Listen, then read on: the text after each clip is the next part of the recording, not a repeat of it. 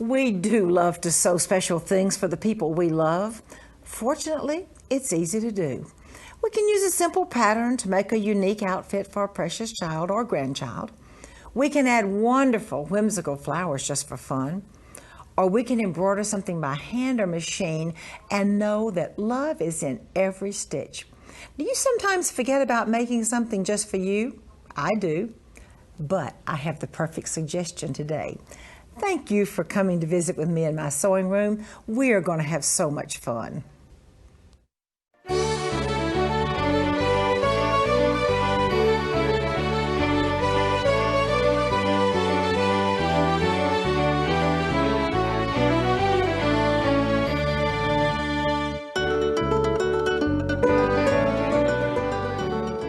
This is absolutely adorable. This little girl's sundress and the pantaloons. And you're going to have so much fun with your embroidery machine as you make this classic little design. Look at the crazy patch on this section in the front. All kinds of happy colors. And I do have a secret. Every bit of this was done in your embroidery hoop. Now look, the little panel that goes around the bottom and the little panel that goes around the pantaloons. All of this is machine embroidery. Now there's a little bit of magic. Let me share with you what that magic is. The first thing is you're going to have an outline stitch, as Missy says, the road map. Then we're going to put the first piece of fabric down and the machine, the embroidery machine will stitch around it, trim your seams. Then the embroidery machine will show you exactly where to put the next piece, straight stitch, fold it back, give it a little press. Next step, the machine will stitch around it, trim it again. Then we go on around, another stitch, another trim. Then the really fun part comes after all of the crazy patch is done, when the embroidery machine once again does all of the decorative stitching in between the pieces. I'm so pleased to have as my guest today my very dear friend Missy Billingsley.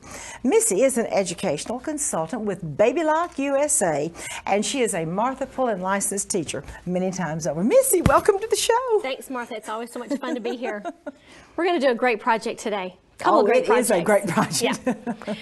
We're going to look at some crazy quilting in the embroidery hoop, and the nice thing about this design is it actually is going to lay a road map for us. This road map, which is all these stitch lines, is going to tell us where our fabric needs to be placed.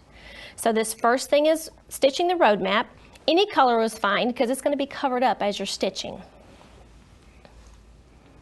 Once you've stitched the road map, you're going to start in the center and work your way around either clockwise or counterclockwise, depending on which way the directions give. So the first piece is placed right side face up in your embroidery hoop. Remember, this is still in the embroidery hoop. So right side's face up. Then your second piece of fabric is going to be placed right side face down, and it's going to stitch this straight stitching line. Once the straight stitching line is sewn, then you're going to fold this over, and we're going to take a little craft iron and press it while it's still in the embroidery hoop.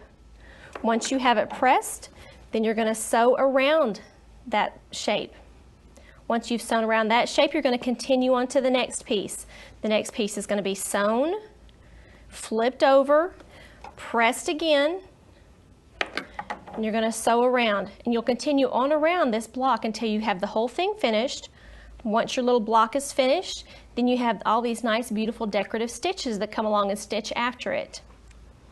So once you have your block finished, we're going to move to a jumbo size block. We're actually using this cute little pattern as to modify the bodice and the little hem along the bottom of the dress and the pants as well.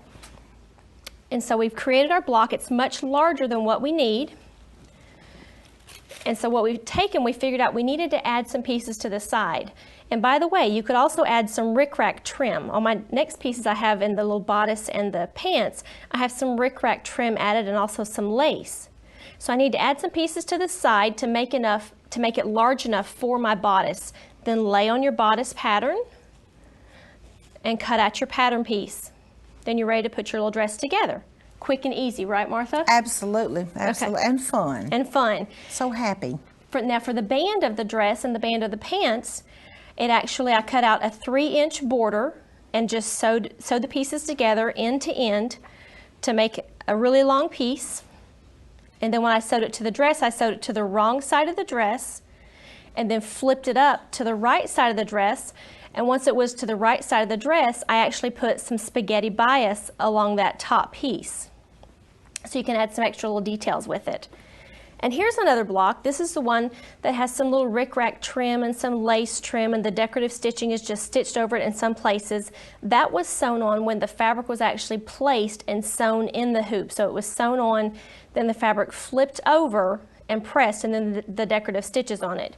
You could use this for all kinds of projects, Martha, but I used it for this little dress. Oh, this and I just thought dress. It turned out so cute. Oh, Missy, it's so adorable. And I think it'd be so much fun for you and your child or grandchild to pick out all these different fabrics. Most definitely. All the different colors, and I love the way you've done it on the bodice, and here you've used the white decorative stitching, and then the little, now tell us about this spaghetti bias, Missy. The spaghetti bias, it's a bias that you can purchase like that, and it's so it has a seam on the back, and you press it in place, and I actually use some fabulous glue. I mean, coming into heirloom sewing, we're always playing with glue now, right? Absolutely. Use some great Whatever glue. makes it easy. Exactly, make it easy. So the little spaghetti bias, and that's just a nice extra It little is a detail. nice extra little pop that gives it to that little really design. Is. And then just the trims to match. What a fun, and Missy, I love the way you put the little rickrack in there and lace. You could kind of slip in before you do that straight stitching, anything you wanted to. Exactly. Well, I think this is just absolutely precious, as everything you do is, well, Missy. thank you. And now Missy has some sewing inspirations to share with you.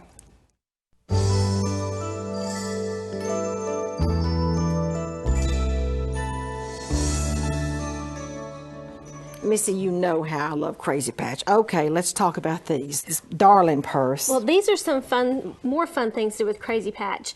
Just because I did these samples on the embroidery machine doesn't mean you have to. You could also use your regular sewing machine as well, such as this purse right here. It's using all those great, bright, pretty fabrics, some decorative couching on the top, and that one's all done on the sewing machine. This little one as well, little evening bag. Purse. It's on the embroidery machine with Oriental fabrics. And I love the sewing organizer. Okay. Everybody needs a sewing organizer. Oh, and we're going to pull it apart so our viewers can see. That's all little pockets. You have a little needle case. A little needle case. You have a little Crazy scissor Patch. case. Yep, Crazy Patch. Then you have a pin cushion. It snaps in the bottom. Snaps in, and all these little cases. Then we Great just pockets pull for it right everything. up. This wonderful little purse. This is a great purse. It has a little zippered front pocket on it, and there's a Crazy Patch panel on the front and the back as well. And a little There's all kinds of little goodies inside, little zippered bags, and a little checkbook cover, and then the heirloom, the baby pillow. Yeah, this is actually a wedding pillow. It is. It's a wedding pillow. It has mine and my husband's name and Hope, Love, Cherish. Those kind of wedding things that we used it as a memory pillow. What a nice wedding gift, too. Yeah. And Missy, this wonderful jacket. Now tell us how this happened. This great jacket was a lot of fun. We did an embroidered block swap as the education group with Baby Lock, and we each had to come up with our own block, and we swapped them. And I ended up making a jacket out of mine. I know some others have a jacket and a purse, and one has a vest, and just a lot of fun projects. This is just so wonderful. Each person made a block, and what did you make, 12 blocks? 12, we each made 12 blocks. The educators and had this then so we much each swapped fun. them. And you made a wonderful jacket. Now this is really special. And Missy, you have an adorable Crazy Patch jacket too. I do. This one is a lot of fun. It gets a lot of comments on it. Oh, with the little ladies all over it. I just absolutely love These it. are my heirloom girls. So. Those are your heirloom. Yep. Missy, thank you so much for these wonderful Crazy Patch You're projects. so welcome. And now Missy has a so quick, so easy idea for you.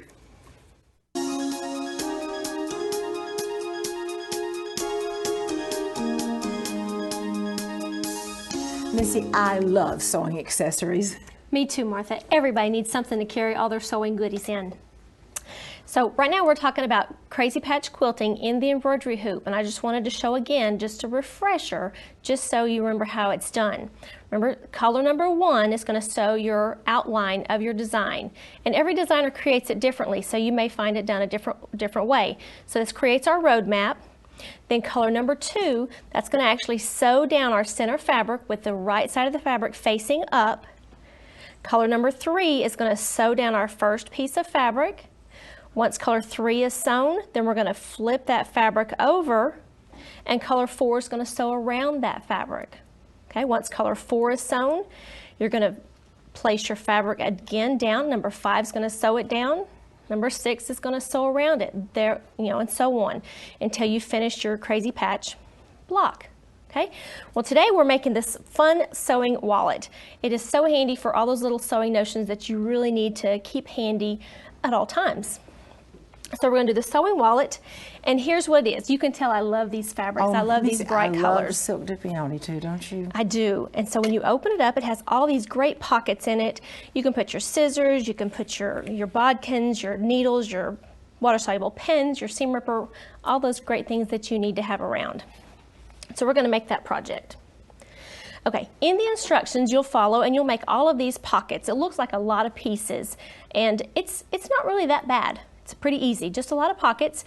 And so you're going to take and you're going to sew your pockets, and we have the seam on the inside and the fold across the top, and I've layered them as they're supposed to go. So the number 1 pocket is our big wallet piece pocket. Then we have a smaller pocket that's going to open on the side.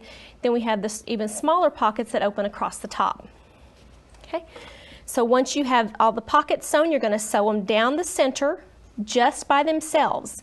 Once you've sewn down the pockets along the center edge, and I just used my edge stitch foot to get a real close seam against those pockets, and I also sewed in the little pockets for my pins and such on the side. Once you have those in place, then you're going to take and you're going to sew along this top edge to attach the top edge of all the pocket pieces to your main wallet pocket. Okay? Then you're going to lay it on your lining. You're going to place it with your crazy patch block on the opposite side. Once you have your block on the opposite side, then you're going to move on to binding. You'll put the binding all the way around just like you would a quilt binding.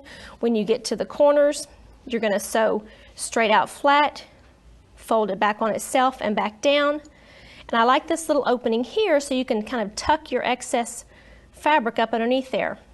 Once you're finished, turn it to the wrong side, or it's the inside of your wallet now. I've got a little paperback fusible here to help hold it in place. So I'm going to lay it down and press it. And don't forget, you got that little handy little iron now that you can press that in place. So then you can come back and either hand stitch it by machine, or hand stitch it, or then stitch it by machine to make it nice and easy. And then you've got that really cute little wallet. Oh, Missy, so much fun. Thank you so very much. You're welcome. And now we have a project called And Sew On.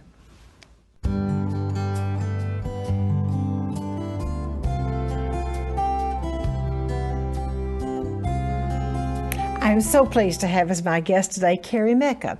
Kari is the owner and designer of Carry Me Away. She's the author of 4 books, a frequent contributor to So Beautiful magazine, and a teacher at the Martha Pullen School of Art Fashion. Kari, welcome to the show. Martha, thank you for having me. So wonderful. And look at these adorable flowers. Okay, these are rickrack roses and leaves. I've done the roses in 2 shades of pink, and then the yellow rose in the center with a cream and a yellow. The leaves are all in 1 shade of green, so I'm going to show you how to make both of those. Okay. Okay, so what we have is 2 colors of pink, as I said. You can do them in 2 shades of the, use the same color rickrack. You can't always find the color you want, so just use the same color.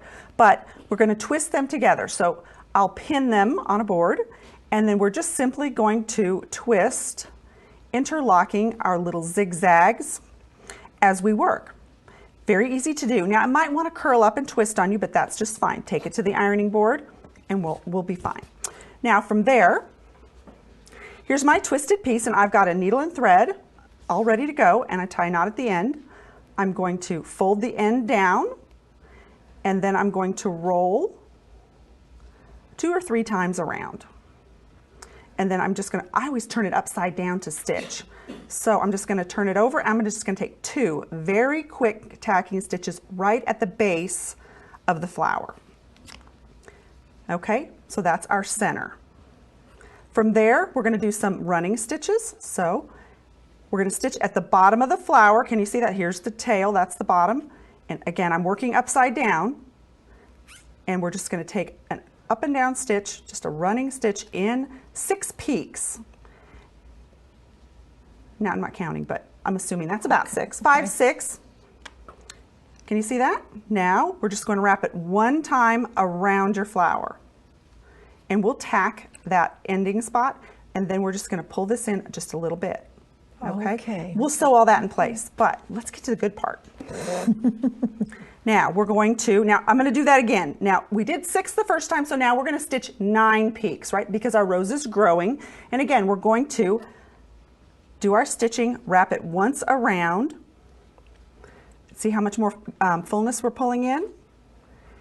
What's important is that this stays flat at the bottom, straight across. We don't want the center poking out or poking up, because then we get this telescoping bit of rickrack and it doesn't really look very good. But now don't be disappointed. It doesn't look like much at this point, but what you have is a nice ball of rickrack. And this is the best part. The best part. You just take this and you bloom your rose. My goodness. Oh. And by folding these petals back, it instantly changes from just a little ball of rickrack into something really very sweet. Now take your tail, tack it at the back. Fray check or fray block, so everything is not going to fray on you. This is a woven braid. It'll ravel, and then you can sew it to a garment. Okay, so there's your rose. Okay. Now your leaf is even easier than that, and I've twisted my rickrack. So I'm not going to show you that again, right? But I've cut a 3-inch piece. Now I have enough leaf here to do a bouquet, but cut a 4-inch piece. We're going to fray block our ends so they don't fray. Mark the center, and we're just going to simply fold it in half. Now, the important part with the leaf is that you want to fold a peak in half, and that gives you the point of a leaf, right? So we can take it to the sewing machine now. We don't even have to hand tack these. So here is my sewn leaf. Now this is my cut end, and it's fray blocked. See, and it hasn't even frayed. I've sewn on the sewing machine all the way to the back along the edge, and then at the point part, the fold, we're only going to sew halfway. And then once you open that up, these are what you get for leaves. Well, Kari, it's just fascinating. Thank you. And if you take all this and you put it on a piece of felt, you can make it into a pin, and then you can remove it and put it on different garments, sweaters, dresses, whatever you'd like. On several different things. Well, that is so sweet. That's what you've done there, is put that pin on that darling little dress. And now, thank you very much, Kari. And now I have some hand embroidery to share with you.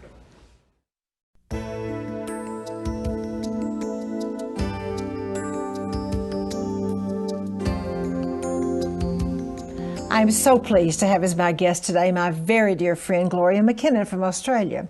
She is an internationally known teacher, the author of 16 books, for 18 years the presenter of a weekly needlework segment on the Today Show in Australia, editor of many Australian quilting and embroidery magazines, and a contributor to So Beautiful magazine. Gloria, welcome to the show. Thank you, Martha. Thank you for inviting me.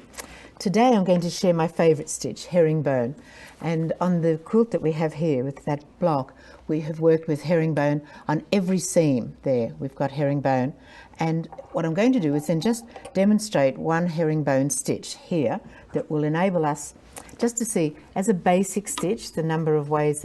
Actually, let me go through first. We maybe should go this way. If I just show you on here, okay, because they are all shown there. So this is just a basic herringbone that runs along here, but then I have come back and I've placed a bar over each cross there, and then I have on some of them a lazy daisy, and then this one here just has 3, I'd like that to be smoother, this one has 3 straight stitches attached to it there, and then this one that we've named for you, Martha, is Alabama Star, because this is one off an old quilt that I found. And then this one is a shadow of herringbone, so we do it twice. And then down here we've used beads that go across the bars there. Here we've used ribbon, and here the entire herringbone is done with beads. So let's show how we do an actual herringbone. So our first thing is obviously to come in from the back. And I use a knot. I mean, if you choose to use a waist knot, that's fine.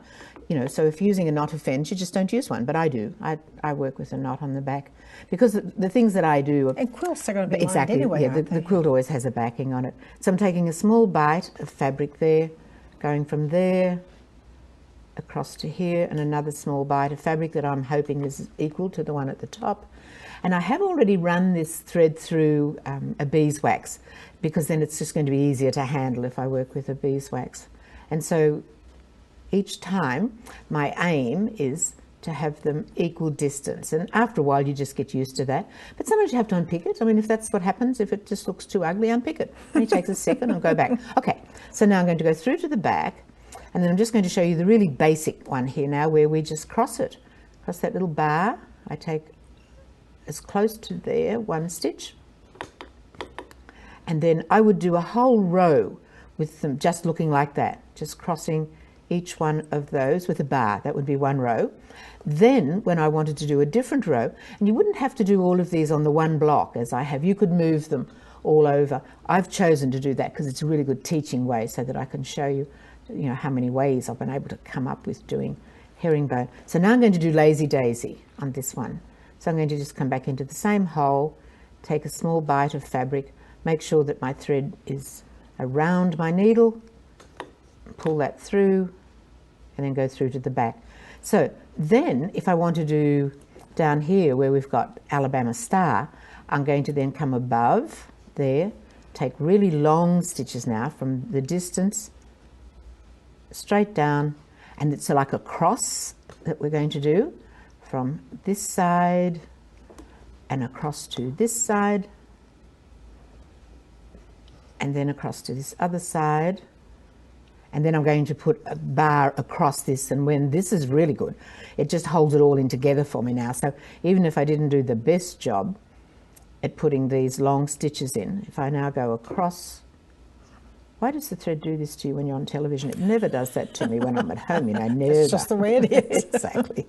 Or in front of a class. Okay, so then that's Alabama Star, as we can see there. And then this one down here, right below it, is when you actually just duplicate, you know, like mirror the stitch that you've just done, unless you want it to be really clever, and then you can use this cute needle that I have here, where you put two threads into a needle with two holes. with two holes, and you put that through, and then that gives you the same thing. And then if we go down to here, I have already threaded the beads on. We're not going to go through threading beads onto there. You would then just use that bar, cross the bar with beads, and just cross from there. And so then you would have a similar look to what I have right there beside that, working with those. And then if you're doing it in ribbon, it's the same deal again. I mean, you don't change anything, but they all look different because I've added bits to them. Well, this is completely fascinating. And is this one of your favorite stitches? Yes, it is. I thought it's one of my favorites. Gloria, thank you so much for being here. Thanks again, Martha. And now I'd like to share a piece from my vintage collection with you.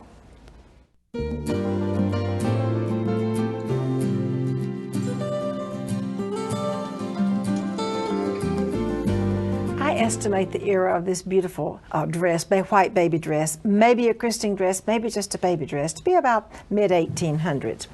Do you notice the scoop neck and the short sleeves? That was traditional of the earlier dresses. Now, one of my favorite, I'm going to just go ahead and pull this out so you can see the whole skirt. One of my favorite treatments of the baby dresses or christening dresses started with the small piece and then went triangularly down to the bottom. This one has 3 tucks and then the Swiss insertion, 3 tucks, Swiss insertion, 3 tucks, and it goes all the way down. A beautiful, very, very long skirt. And I asked my friend Noreen Marshall, who is the curator of costume at the Victoria and Albert. Noreen, tell me about these long, long dresses that were so, in the mid-1800s, you know, they were very long and then they got shorter. She said, well, Martha, when the baby was christened, and this, since this has 3 tucks, it very likely could have been a christening dress, the priest or the pastor would say, and I pray that the child will live to be this long. So you see, that's one of the reasons for the long dresses, because there was such an infant mortality rate in those days. And let me turn around real quickly to show you one more detail. I love the little strings that pull up, or the little ties. They apparently didn't have any buttons or buttonholes. They were handmade, of course, they would have been. So the little ties were traditionally used to close the neckline of these sweet little dresses. I am so glad that you came to be with me in my sewing room today. I've had a good time, and I hope you have. That's the most important thing. And you know what I'd like to say? Come back and visit with me next time.